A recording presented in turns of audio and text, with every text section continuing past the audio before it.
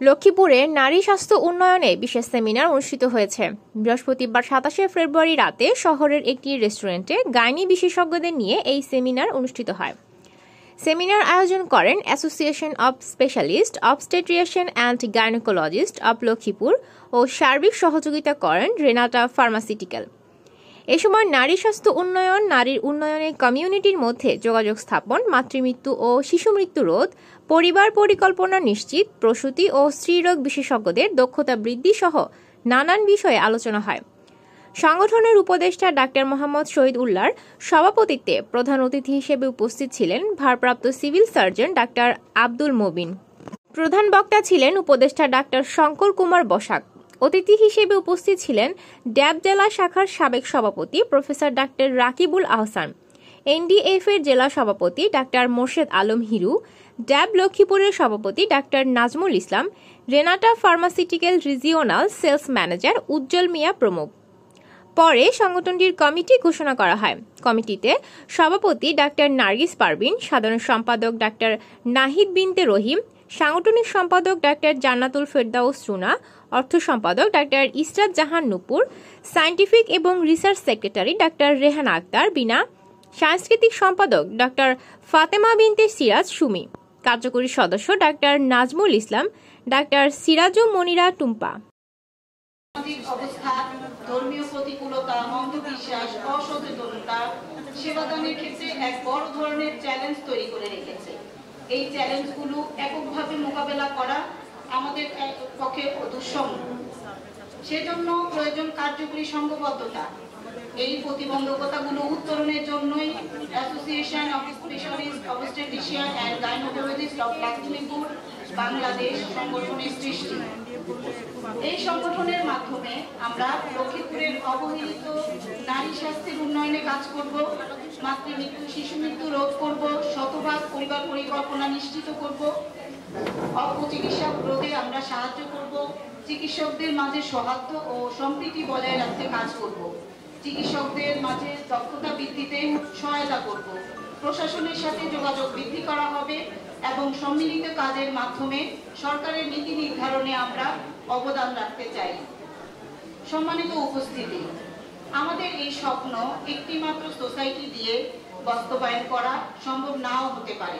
আমরা চাই অবস্টেটিক এবং গাইনোকোলজি সোসাইটির মতো আরো অনেকগুলো সোসাইটি গঠিত হোক, যে সোসাইটির মাধ্যমে সম্মিলিত প্রচেষ্টা করে আমরা আমাদের এই লক্ষ্মীপুর জেলাকে একটি দক্ষ চিকিৎসক ও রোগী বান্ধব জেলাতে রূপান্তর করতে পারি।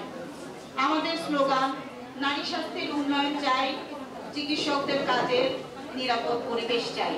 এই মূল মন্ত্রকে সামনে রেখে আমরা আমাদের সংগঠনকে এগিয়ে নিয়ে যেতে চাই। চলার পথে আপনাদের সবার সহযোগিতা কামনা করি। পরিশেষে সবার সুস্বাস্থ্য কামনা করি। ধৈর্য ধরে আমাদের অনুষ্ঠানকে অবশ্যই উপভোগ করার জন্য উদ্যোক্ত আহ্বান জানাচ্ছি। রেনাটা ফার্মাসিউটিক্যালস কোম্পানিকে বিশেষভাবে ধন্যবাদ জানাই। আমাদের সকল প্রথমত হচ্ছে যদি আমরা নারী স্বাস্থ্যের উন্নয়ন চাই, সেক্ষেত্রে এই এসওজিএলবির একটা গুরুত্বপূর্ণ ভূমিকা থাকতে পারে। আসলে আমরা জানি প্রত্যেকটা এলাকারই সমস্যা কিন্তু আলাদা আলাদা, যে সেবা গ্রহীতারা কেন সেবা গ্রহণ করে না বা সেবা গ্রহণ করতে পারছে না, কি কারণে মাতৃমৃত্যু, শিশু মৃত্যুর পরিমাণ বেশি, এটা প্রত্যেকটা এলাকাভেদে কিন্তু আলাদা। তো লক্ষ্মীপুরের পার্সপেক্টিভে এখানে কি কি অবস্টাকেল আছে সেই বিষয়ে যদি এই এসওজিএলবি রিসার্চ পরিচালনা করে, হ্যাঁ, একই সাথে ওনাদের যেমন পেশাগত উন্নয়ন করবে, প্রমোশনের দ্বারা উন্নত হবে, তেমনিভাবে হচ্ছে যে জাতীয় পর্যায়েও কিন্তু তাদের কন্ট্রিবিউশন থাকবে। কারণ এখানে আমরা যদি প্রবলেম আইডেন্টিফাই করতে পারি তাহলে সমাধান করা খুবই সহজ। আরেকটা যেটা হচ্ছে চিকিৎসকদের কাজের নিরাপদ পরিবেশ। আসলে রাকিব স্যার একটা গুরুত্বপূর্ণ কথা বলছেন যে চিকিৎসকদের বন্ধুও চিকিৎসক, শত্রুও চিকিৎসক।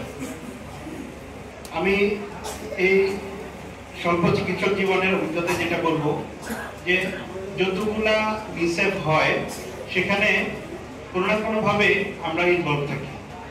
ইনভলভমেন্টটা এরকম যে হয়তো আমার প্রেসক্রিপশনটা দেখে আমার কোনো কলিগ ভ্রু কুঁচকেছেন অথবা ঠোঁট পাকা করেছেন, কিছুই বলেনি, সেটারই রিঅ্যাকশন কিন্তু পরবর্তীতে অনেক বড় হয়ে দেখা যায়।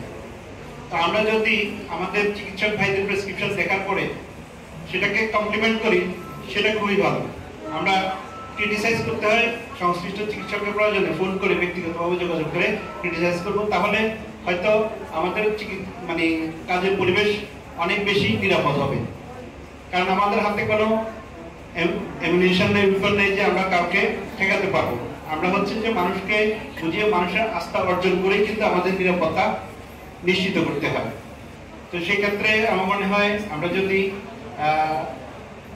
আমাদের কলিগদের প্রেসক্রিপশনের কমপ্লিমেন্ট দিই, সেটা হচ্ছে যে আমাদের নিরাপদ পরিবেশ নিশ্চিত করতে অনেকটাই ভূমিকা রাখবে। আর ওজিএর কাছে আমার একটা চাওয়া যে এই মেডিকেল এডুকেশনটাকে কন্টিনিউ করার জন্য ওনারা যদি ওনাদের নিজস্ব গ্রুপে রেগুলার প্রতি সপ্তাহে একটা করে নতুন টপিকসের উপরে যেটাতে হচ্ছে যে রিসেন্ট আপডেট আছে সেগুলো হচ্ছে যে নিজেদের মধ্যে শেয়ার করেন, প্রত্যেকে আশা করি এটা পড়বেন এবং এনরিচ হবেন। তাহলে হচ্ছে যে সেবার মান বাড়বে, মানুষ উপকৃত হবে, আপনারা নিজেরাও উপকৃত হবেন। তো যাই হোক, আমি আর কথা বাড়াবো না, সবাইকে ধন্যবাদ।